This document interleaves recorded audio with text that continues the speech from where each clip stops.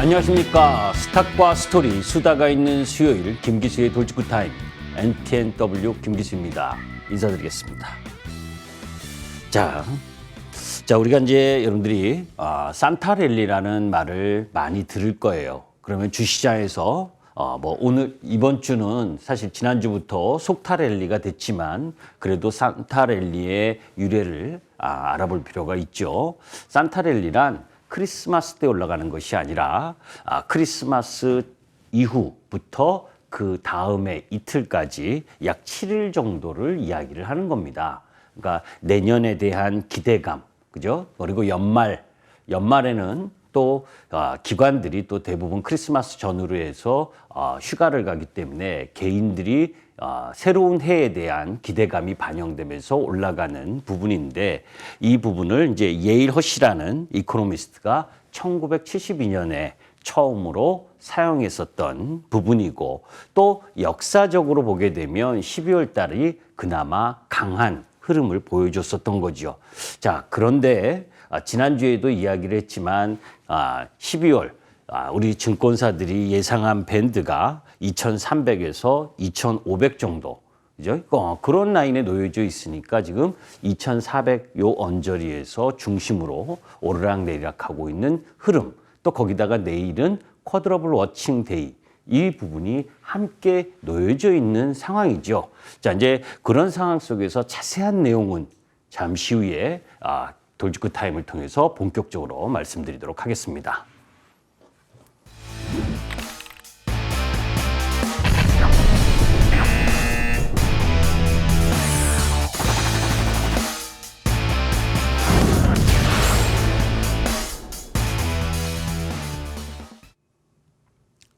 자, 지난주부터 이번 주 라인은 사실 우리 시장이 조정의 흐름을 보여주고 있죠. 그 자세한 내용들을 한번 보도록 하겠습니다. 지난주에 돌직구 타이밍을 하면서 파월 연준 의장 연설이 이제 그날 밤 새벽에 있었죠. 그때 파월의 입보다 더 중요한 것은 수치다라는 말씀을 드렸는데, 브루킹 연구소에서 연설을 한 파월이 오랜만에, 그죠? 오랜만에 매파적인 이야기가 아니라 12월 긴축 속도 조절하는 부분이 타당하다라고 하는 완화적 이야기를 하면서 미국 시장이 3%대 급등을 했고, 우리 시장은 그 다음 날 갭상승한 이후에 오늘까지 계속해서 약세를 보이는 흐름을 보여줬죠. 그죠? 사실 파월 의장이 이야기한 부분에 있어서 지난 1년간 이 강경 긴축으로 인해서 연착륙 가능성이 좀 줄어들었다. 그래서 연착륙을 위해서 속도 조절이 다소 필요로 하다. 그런데 이것을 너무 호재로 받아들이는 흐름이 있는데, 저는 이 부분보다 파월 연준 의장의 입보다 오히려 나오는 수치들, 그죠? 경제지표 부분에 있어서 고용이라든지 ISM 제조업 지수, 서비스업 지수, 이런 부분들, 그리고 다음 주 CPI, 이런 부분들을 살펴볼 필요가 있는, 그러니까 실질적으로는 구체화된 숫자 흐름 부분을 파악을 해야 된다라고 봅니다. 여하튼 파월 연준 의장이 속도 조절 이 이야기를 했다고 너무 앞서가는 기대감을 갖고 가면 안 된다는 거죠. 그 이후에 미국의 11월 고용과 관련된 부분이 나왔는데, 고용은 예상치를 상회하고, 또 그런 가운데에서 실업률은 3.7% 예상만큼 나왔지만 시간당 평균 임금도 예상보다 높게 나왔죠.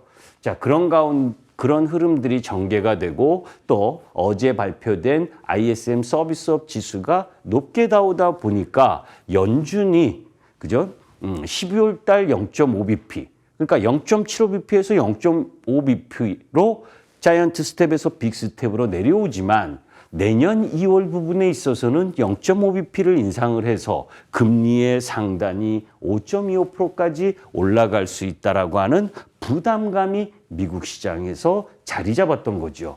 자, 그런 흐름 부분이 지금 빅스텝, 2연속 빅스텝 가능성 때문에 내년 2023년 2월 FOMC 정책금리 확률이 4.75에서 5%까지 5%대까지 올라가는 흐름들을 보여줬고, 자, 이제 그런 가운데에서 미국 시장이 어제도 또 하락을 했는데 어제 하락에 비해서는 우리 시장이 잘 선방하는 모습을 보여줬습니다. 그 이유는 뭐냐면 어제 그 여러 가지 뭐 안 좋은 이야기들이 참 많이 나왔죠.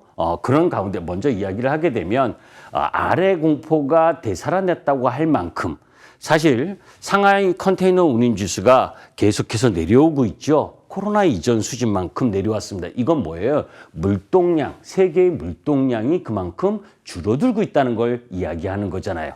그런 가운데에서 블랙스톤, 세계 최대 규모의 사모펀드 부분에 있어서 부동산과 관련된 부분에 있어서의 환매 중단, 이런 악재 이야기가 12월 2일 날 나왔고, 그런 가운데에서 어제는 JP모건 다이먼 회장이 5% 금리도 충분하지 않다. 그리고 골드만삭스 CEO가 내년에 미국 경기 침체에 직면할 수 있다. 모건 스탠리가 또 2%의 감원을 한다. 이런 이야기들이 진행되면서 뭐예요? 천연가스 가격, 그리고 뭐 유가, 이미 그전부터 하락하고 있지만 유가도 WTI 기준으로 보게 되면 74.5불까지 급락하는 부분, 그게 이제 경기 침체 우려가 증폭된 거죠. 자, 아까 파월 연준 의장이 여기서 다소의 힌트를 가져야 될 부분이, 파월 연준 의장이 왜 갑자기 완화적 이야기를 했을까?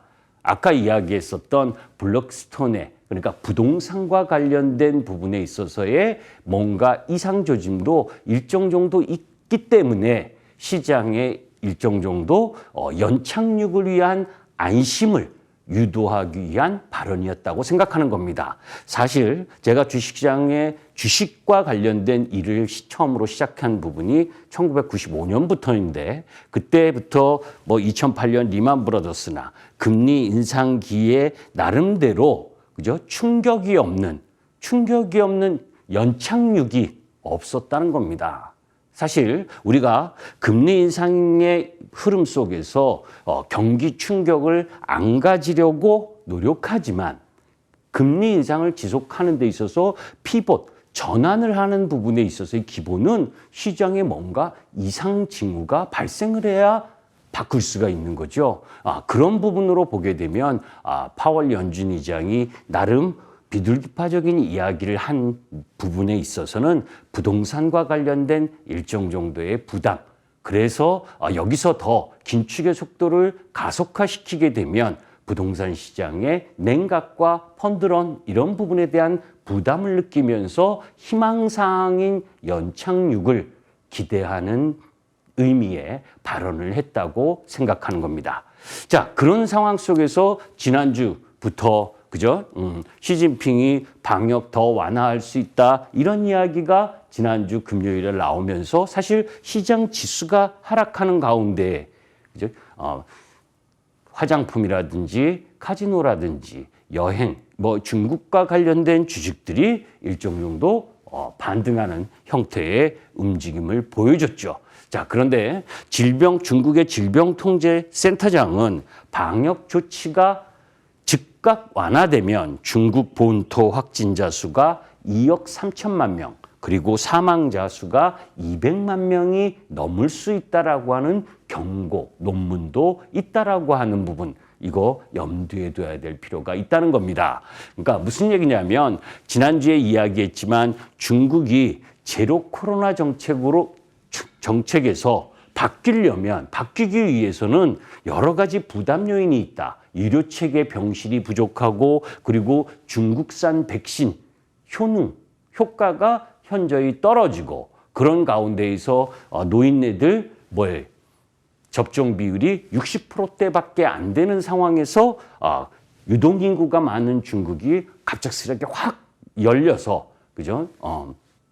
더 나은 흐름 부분으로 가기에는 상당한 제약도 있다라고 하는 부분, 이런 부분들을 명심하셔서 혹시나 화장품, 카지노 이런 쪽 라인 부분들 여행이 올라간다고 해서 추격 매수하는 부분은 이제는 바람직하지 않다. 오히려 섹터상에서 보게 되면 2134포인트 9월 30일 날 저점을 만들고 반도체가 반등을 해줬고 주도 섹터인 LG 에너지 솔루션을 비롯한 2차 전지가 상승을 하다가 그죠? 2차 전지 부분에 있어서 마디를 채운 LG 엔솔이 그죠? 41만 원에서 62만 9천 원까지 올라갔다가 그 부분에 있어서의 기간 조정과 가격 조정을 보이고 있는 과정 속에서 나오고 있는 중국 관련주의 섹터 순환이다라는 쪽으로 바라보실 필요가 있습니다.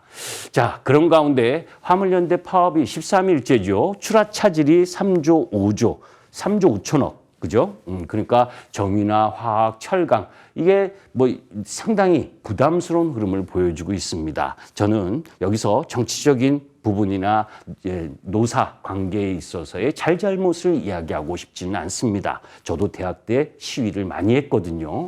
자, 그런데 이런 부분들 어떤 의견에 있어서 피력을 하는 데 있어서 뭐 의리 없는 XXS라 객사할 것이다. 이런 문구들은 절대 자제해야 되는 거죠. 이런 부분들을 용납하면 그런 불법 파업의 부분을 용납한다면 자유민주주의 체제가 무너질 수밖에 없는 겁니다. 저는 그것을 이야기하고 싶고 그런 가운데에서 기아 공장장이 노조에 눈물의 호소를 했다라는 이야기 6조 3천억짜리 공장을 미국에 짓는데 3개월밖에 소요되지 않는데 우리나라는 그죠? 올해 2월 달에 신공장을 짓기로 한 걸 아직도 그죠? 아직도 노조의 반대에 의해서 진행하지 못하고 있는 부분. 이게 우리나라의 지금 노사 현실이라는 것도 각성할 필요가 있습니다. 자, 코스피 200 유동 비율 조정이 있죠. 12월 동시 만기일 내일 부분에 있어서 이미 이제 조정의 비중이 나왔기 때문에 관련 부분에 있어서 변경 전보다 변경 후에 비중이 증가하는 종목들의 수급적 흐름도 내일 부분부터 좀 지켜볼 필요가 있다라고 보시면 되고 자, 2달 연속 지금 계속 금투세 얘기합니다. 그죠? 다른 것도 그만두고 외국인 투자자 금투세 적용 제외 지분 25% 안 되면 1,000억을 벌어도 세금이 제로인 외국인 그런데 개인 투자가는요. 그죠? 이 부분 다시 한번 정쟁에 얽매이지 말고 개인 투자가를 위하는 입법을 해주시길 바랍니다. 자, 그런 가운데에서 자, 지난주에 제가 이번 옵션 만기는 나름대로 양호할 가능성이 높다라고 이야기했는데 틀려버렸습니다. 그죠? 그 다음날 갭상승 훅 뜬 이후에 훅 뜬 상황에서 2,500포인트에서 나 2,500포인트 왔어 하고 외국인들의 적극적인 선물 매도 그러면서 외국인들이 선물을 계속 지속적으로 매도하면서 프로그램 매도가 흘러나오는 상황. 자, 여기서 2,500포인트에 갔었던 종합주가지수가 2,400을 살짝 허물어뜨렸습니다. 여러 가지 내용이 있었는데 특히 나스닥 시장이 받쳐주지 않았죠. 어제의 나스닥 하락 부분은 아까 이야기했었던 JP모건의 CEO가 어떻고 골드만삭스 제가 기억하시죠, 여러분들? 골드만삭스가 대한민국을 매수해야 되는 5가지 이유 이렇게 있었던 그런 이야기도 하고 안 좋은 이야기도 하는 겁니다. 그래야 주식시장은 사는 사람도 있고 파는 사람도 있는 거죠. 자, 지금 외국인들은 환율 플레이를 하면서 9월 30일부터 그리고 10월 11월까지 7조 2천억을 매수했다가 그죠? 12월 2일 날 4천억 그리고 5일 날 약 3천억 그리고 어제 약 957억 오늘 약 얼마예요? 2천억 정도 매도를 했죠. 그러니까 2달 동안 7조 2천억을 매수를 하다가 그죠? 12월 2일부터 지난주 금요일부터 약 9천억 정도를 오늘까지 포함하면 매도를 한 겁니다. 그죠? 이 단기적으로 올라온 부분에 영향도 있었고 그런 가운데에서 개인들이 따라올 만한 심리, 그지? 파월 연준 의장의 완화적 이야기가 나오니까 괜찮다 하고 따라 들어오는 타이밍에 선물과 주식을 매도하면서 차익 실현을 일부 한 거죠. 제가 코스피가 추세적으로 상승을 하려면 밸류에이션이 증가를 해야 된다. 그건 수출과 연동된다라는 말씀을 드렸었는데 11월 잘 생각해 보시면 왜 12월 1일, 2일부터 외인들이 매도가 좀 나왔느냐 하는 부분을 염두에 둘 필요가 있습니다. 우리나라만큼 그죠? 우리나라만큼 수출 수입과 관련된 세부 품목별 그리고 나라별 이런 부분들을 자세히 이야기해 주는 나라도 없습니다.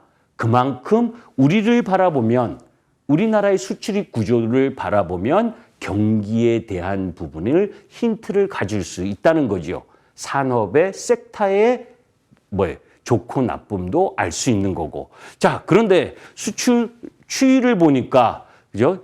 2달 연속 수출이 줄어들고 있습니다. 그죠?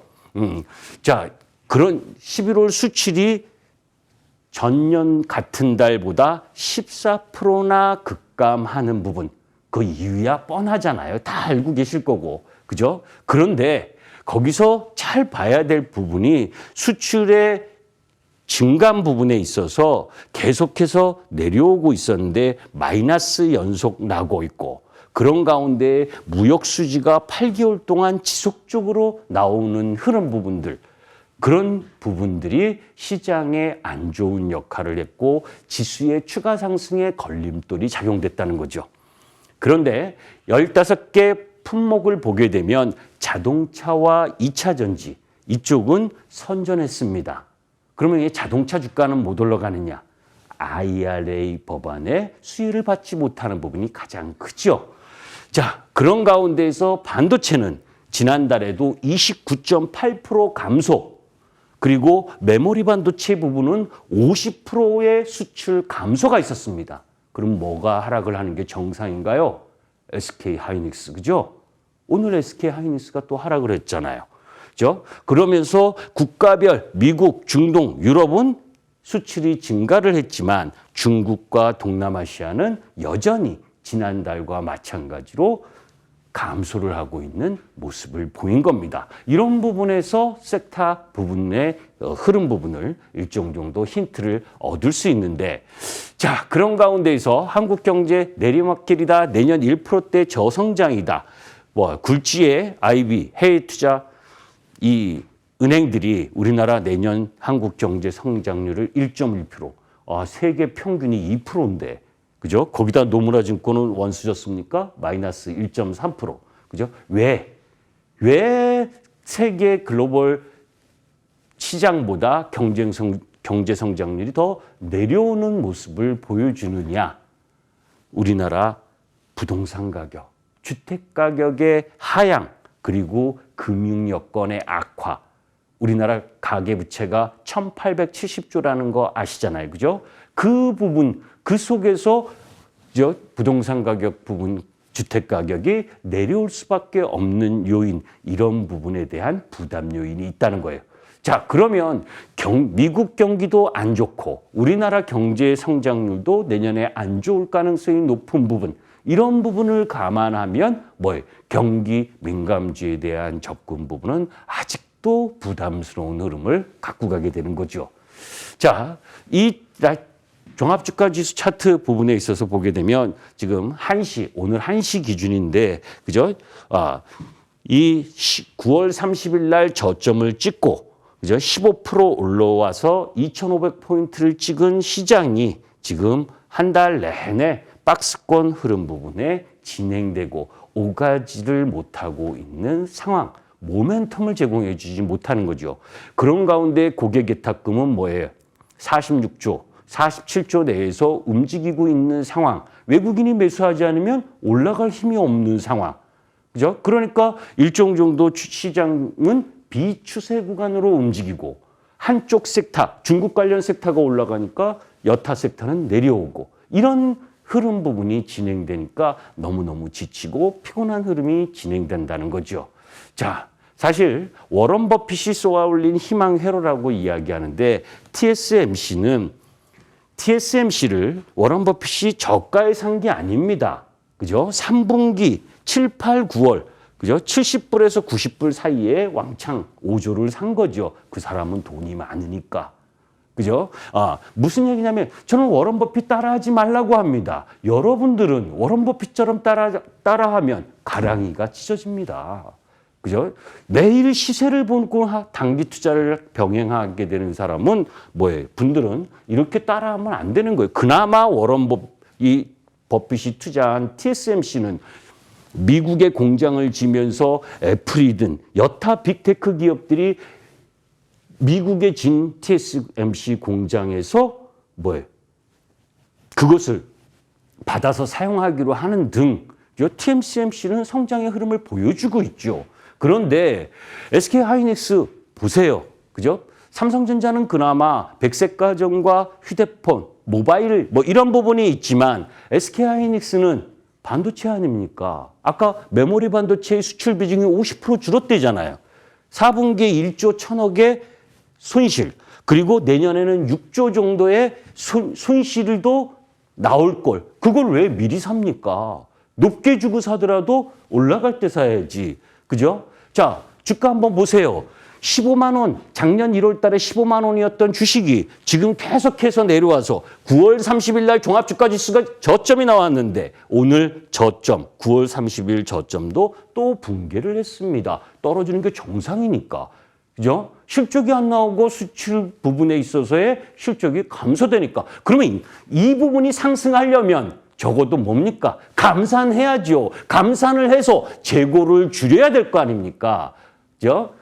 그 부분이, 그래서 지난번에도 여러분들께 말씀드렸던 게 뭐예요? 오래됐죠? 한 2달 정도 됐을 겁니다. 주력산업의 재고가 눈덩이다. 하이닉스가 3분기에 122%로 가장 높은 재고를 보이고 있다. 그러니까 주가가 안 좋은 부분이죠. 그런데 석유화학 쪽도 그런 모습입니다. 그런데 석유화학, 이거 이제 자세히 설명해야 하는데 또 시간이 2분밖에 안 남았네요. 자, 그런데 석유화학은 조금 틀린 모습이에요. 석유화학의 지금 3분기 화학 분야만으로 봤을 땐 뭐 LG화학이든 하나솔루션이든 금호석이든 롯데케미칼은 다 안 좋습니다. 그죠? LG화학은 양극재가 버텨줬고 하나솔루션은 태양광이 버텨줬지 순수 화학, 나프타 공장 가동률을 보면 알 수가 있죠. 그죠? 이 악재 부분은 분명히 진행됐었는데 화학 쪽은 이제 바닥에 나와서 되돌아 나오는 부분이죠. 왜? 이런 에너지 가격, 원유 가격의 상승이라든지 그리고 고환율 이런 부분들이 영향을 맺었었기 때문에 아까 반도체하고는 조금 틀린 의미로 저점을 잡아가는 중에 놓여 있는 섹터 부분이다. 뭐 지난주에 이야기했었던 미용, 그죠? 화장품보다는 의료기기, 미용 쪽 라인 부분들은 아직도 조금 더 상승 여력이 있다라는 쪽으로 바라보실 필요가 있습니다. 자, 그런 가운데에서 유가가 74불 부분까지 내려왔던 건 항공, 특히 대한항공의 상승 모멘텀을 제공할 수 있는 부분이지요. 자, 달러 인덱스와 원달러 환율도 참 많이 설명드렸습니다. 지금 1,300원 내외에서 움직이고 있는 원화 환율이 더 내려갈 가능성이 높으냐, 아니면 반등할 가능성이 높으냐. 그죠? 그 부분이 이제 1, 4분기에 추가적인 시장 지수가 약세를 갖고 갈 거냐 아니면 반등의 흐름을 갖고 갈 거냐 하는 결정짓는 요소일 텐데 저는 반등은 있어도 추세는 이미 꺾여서 내려오고 있는 달러도 그렇고 원달러도 마찬가지다라고 보시면 되겠습니다. 자, 그리고 이제 또 2차 전지와 관련된 부분을 이야기하려면 시간이 다 돼버렸는데 네. 그런 가운데에서 이번 주 내일 우리 시장 옵션 만기 그리고 다음 주 CPI 발표, 그죠? FOMC 이런 굵직한 내용들이 있습니다. 자, MTN 밴드에 들어가시면 각 섹터, 주요 섹터의 대표주들에 대한 가격 위치 점검을 여러분들께 말씀을 드릴 겁니다. MTN 밴드에 김기수를 검색하셔서 클릭하시고 들어오시면 김기수를 만날 수 있습니다. 감사합니다. 이상 마치겠습니다.